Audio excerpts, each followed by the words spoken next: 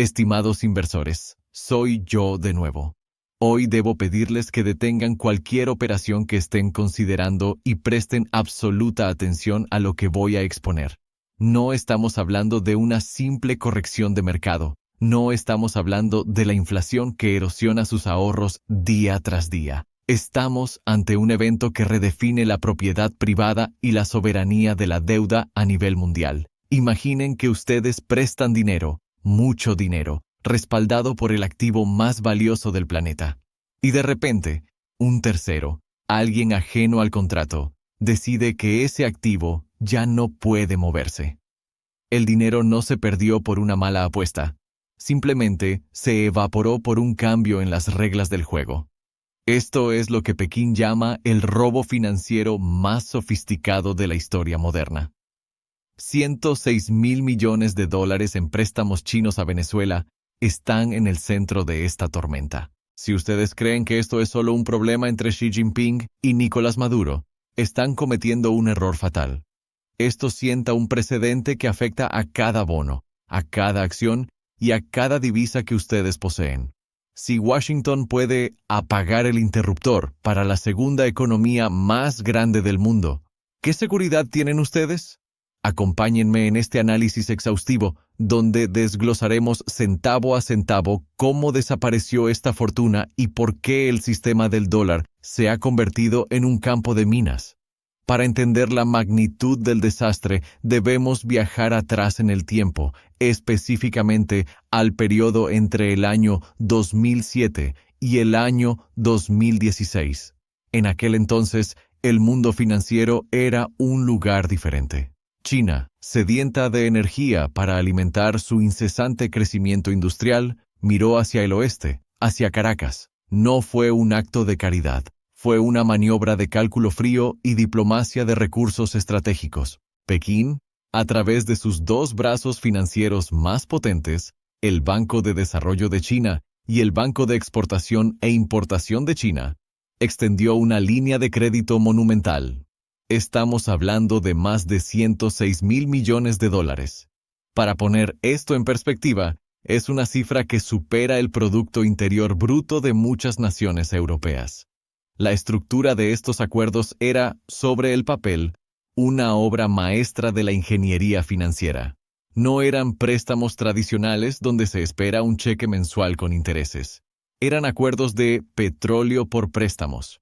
Venezuela no devolvería el dinero en papel moneda, que puede devaluarse, sino en barriles de crudo físico, enviados directamente a las refinerías chinas.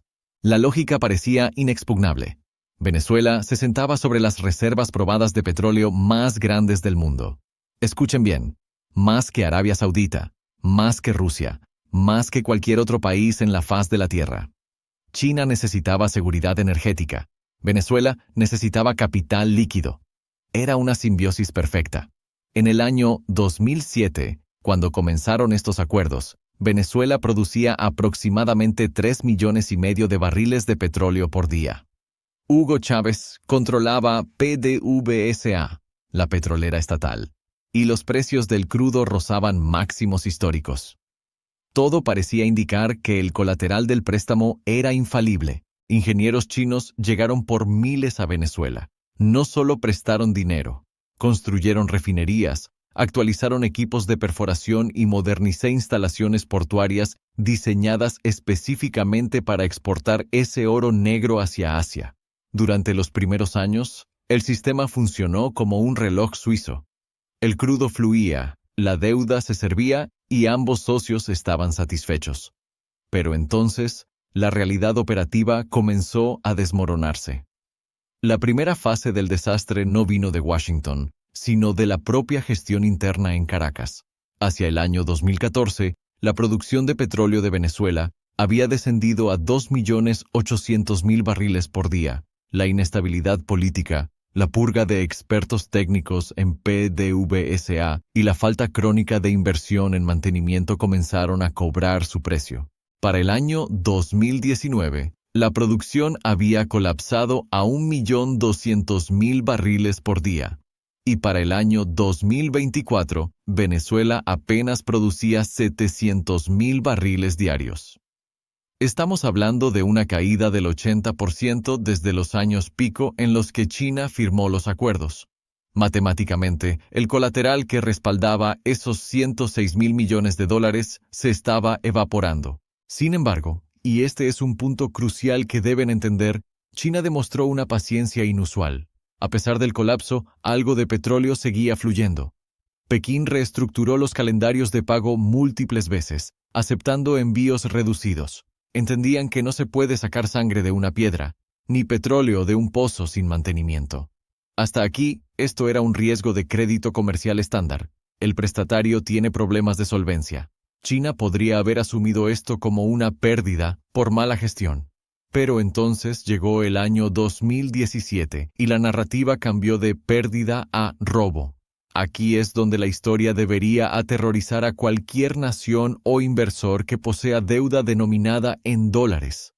La administración de Donald Trump comenzó a implementar órdenes ejecutivas que no eran simples sanciones comerciales. Eran armas de destrucción financiera masiva dirigidas a la infraestructura de pagos. La Orden Ejecutiva 13.692 del año 2015 ya había declarado a Venezuela una amenaza para la seguridad nacional, pero las órdenes del año 2017 y posteriormente del 2019 fueron mucho más lejos. Apuntaron directamente a la yugular. PDVSA. Se prohibieron las transacciones con el sector petrolero venezolano. Esto no fue una restricción regional. Fue una cuarentena financiera global. De repente, las refinerías chinas que aún estaban dispuestas a recibir crudo venezolano se enfrentaron a una elección imposible: continuar aceptando envíos y arriesgarse a ser desconectadas de los sistemas de compensación de dólares, o detenerse. La mayoría se detuvo. El riesgo era existencial. El petróleo no dejó de fluir por completo. Se movía a través de canales oscuros, petroleros fantasma y acuerdos de terceros, pero el volumen cayó dramáticamente. Lo más importante es que el marco legal que protegía estas transacciones, la santidad de los acuerdos bilaterales soberanos, había sido efectivamente anulada. Desde la perspectiva de Pekín, la situación no tenía precedentes. China había prestado dinero respaldado por un colateral físico. El colateral, el petróleo, existía en el subsuelo y en los tanques de almacenamiento. Los barcos existían, los contratos existían, pero el petróleo no podía llegar a China sin desencadenar sanciones financieras estadounidenses que empequeñecerían el valor de los propios envíos. Para el año 2023, los analistas estimaban que China había recuperado quizás entre 40.000 y 50.000 millones de dólares de los 106.000 millones originales.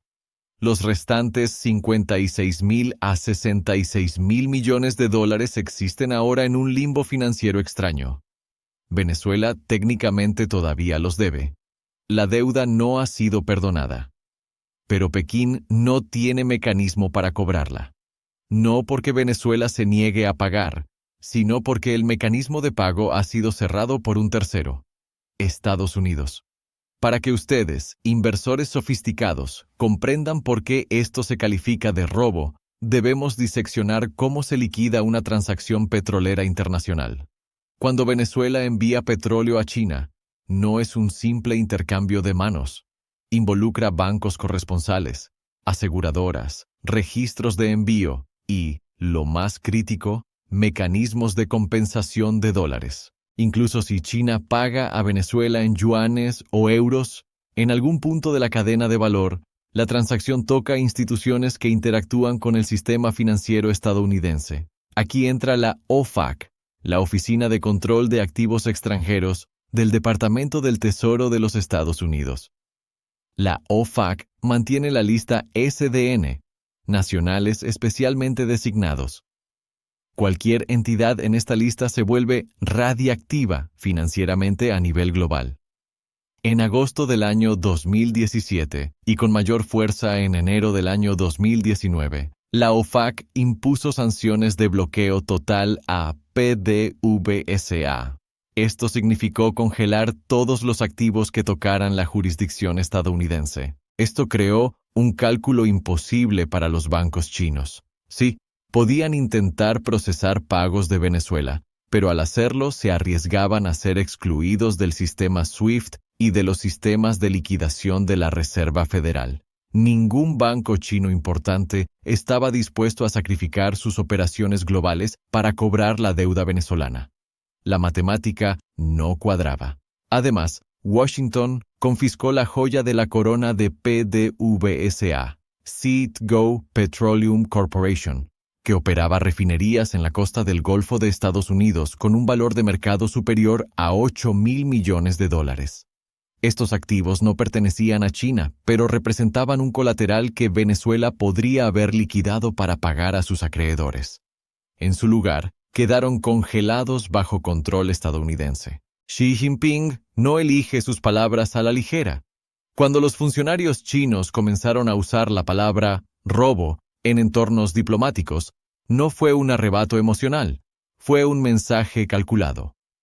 En marzo del año 2023, durante una visita a Moscú, y posteriormente clarificado por el portavoz del Ministerio de Relaciones Exteriores, Wang Wenbin, China utilizó el término mandarín da. Da se traduce directamente como robo o hurto. No usaron el término zunshi, que significa pérdida. La distinción es vital. Pérdida sugiere que China hizo una mala inversión, que falló en su debida diligencia. Robo sugiere que China fue victimizada por un actor externo. Esta narrativa sirve a múltiples propósitos estratégicos para Pekín. Primero, desvía la crítica interna. Dentro de China, los bancos estatales enfrentan escrutinio. Al enmarcar las pérdidas como impuestas externamente, protegen la reputación del Partido Comunista. Segundo, justifica la aceleración de infraestructuras financieras alternativas. China ha desarrollado el CIPS, Sistema de Pagos Interbancarios Transfronterizos, como alternativa al SWIFT. El caso de Venezuela es el mejor argumento de venta de China para convencer a otras naciones de unirse al CIPS. Si usan dólares, su dinero puede ser confiscado. Tercero, moviliza al sur global. En foros como los BRICS, China utiliza este caso para proponer nuevos marcos de préstamos que incluyan cláusulas de inmunidad a sanciones. Básicamente, China propone que si Estados Unidos bloquea los envíos de petróleo, China debería tener derecho legal a embargar otros activos, como oro, en jurisdicciones neutrales. El desastre venezolano no ocurrió en el vacío. China ha extendido aproximadamente $838.000 millones en préstamos al desarrollo en el extranjero entre el año 2000 y el año 2023. Venezuela representaba cerca del 13% de esa exposición, pero el precedente aterra a Pekín respecto al resto de su cartera. Pakistán debe a China más de $27.000 millones. Ecuador, $18.000 millones. Angola, $25.000 millones. Países como Zambia o Sri Lanka ya han enfrentado crisis de deuda. La pregunta que mantiene despiertos a los banqueros en Pekín es: ¿qué impide que Estados Unidos aplique el modelo Venezuela a Pakistán si las tensiones geopolíticas aumentan? Esto ha llevado a un cambio radical en la estrategia de préstamos de China, algo que ustedes como inversores deben notar. 1. China ahora exige colaterales físicamente ubicados en China o bajo control operativo chino. Un ejemplo es el puerto de Hambantota en Sri Lanka. Si Sri Lanka fuera sancionada, China ya tiene el control operativo del puerto. 2. Los nuevos préstamos incluyen cada vez más requisitos de denominación en yuanes para evitar la red de compensación del dólar. 3. China ha reducido drásticamente los volúmenes de préstamos a países políticamente inestables. Los nuevos compromisos en el año 2022 totalizaron solo $28.000 millones, comparado con $75.000 millones en el año 2016. El mercado de bonos nos cuenta la verdad final. Los bonos venezolanos se negocian a aproximadamente 5 a 8 centavos por dólar. Esto significa que los inversores han aceptado pérdidas del 92 al 95%. Los bancos estatales chinos no pueden vender su exposición a estos precios sin admitir una catástrofe contable. Por lo tanto, la deuda permanece en los libros, en un limbo contable, ni cobrable ni perdonada. Esto crea un riesgo moral peligroso. Otros países están observando. Argentina, al negociar con China sobre sus líneas de intercambio de divisas, swaps, por valor de $18.000 millones, ya ha utilizado el riesgo de sanciones como argumento para obtener mejores términos. El argumento es: si nos presionan demasiado y colapsamos, Estados Unidos podría sancionarnos y ustedes se quedarían sin nada, como en Venezuela.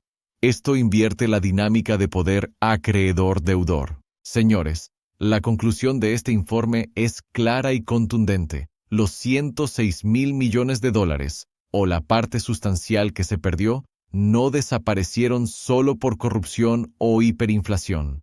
Desaparecieron en la grieta creciente entre dos visiones competidoras de cómo deben operar las finanzas globales. Para ustedes, inversores en España, esto tiene implicaciones directas.